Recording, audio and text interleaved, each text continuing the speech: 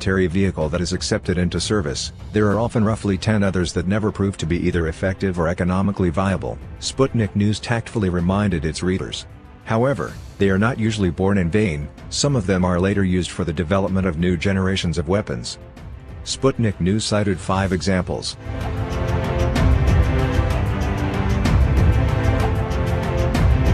The K-222 nuclear attack submarine, NATO code name Papa, launched in 1969, was considered the world's fastest submarine. It reportedly reached a record speed of 44.7 knots.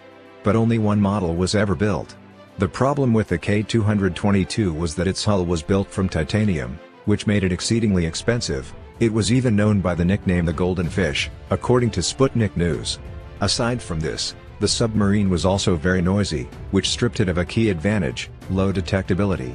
However, the article also claimed that it provided valuable lessons for subsequent Russian subs, such as the Charlie class. Papa also encouraged the development of more advanced U.S. Navy anti-submarine weapons.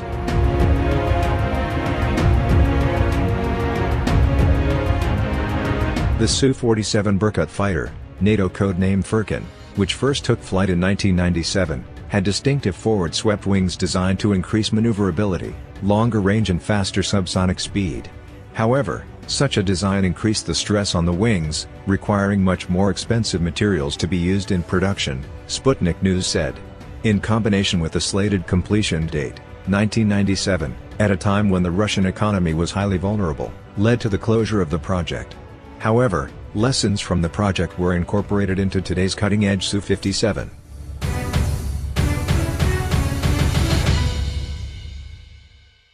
The Black Eagle tank, Russian designation Object 640, based on the T-80, caused a stir in the West when a few prototypes were unveiled in the late 1990s. In particular, it had a large, unmanned turret while the crew sat in the well-protected hull. If that sounds familiar, it's because that's a prominent feature of Russia's new T-14 Armata tank, which has really caused a stir in the West. Sputnik News blamed the cancellation of the project on a lack of innovation with the design.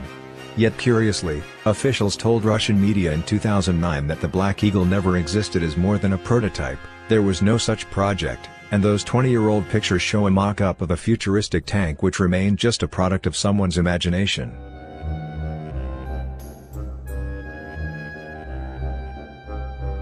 One of the most distinctive craft in history, the Lun-class ground effect vehicle combined qualities of a conventional aircraft, seaplane and hovercraft. Dubbed the Caspian Monster when it was deployed in 1987, the sea-skimming craft, bigger than an airliner, was 243 feet long, 62 feet high, had a 144-foot wingspan and a speed of 297 knots. It could carry 100 tons of cargo or even 6 Moskit anti-ship missiles. However, it proved too expensive and only one was built. Nonetheless, its makers announced in 2015 that they were making a modern version.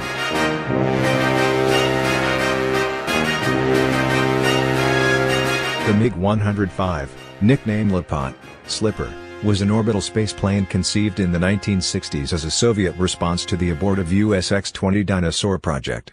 Sidelined and then revived in the 1970s as a counterpart to the US Space Shuttle, the spaceplane was attached to a liquid-fueled booster, which in turn was supposed to be launched in mid-air from a hypersonic jet. However, the craft only made a few atmospheric test flights. The project was terminated after a decision was made in favor of the rocket-propelled Buran orbital spaceplane, eulogized Sputnik News.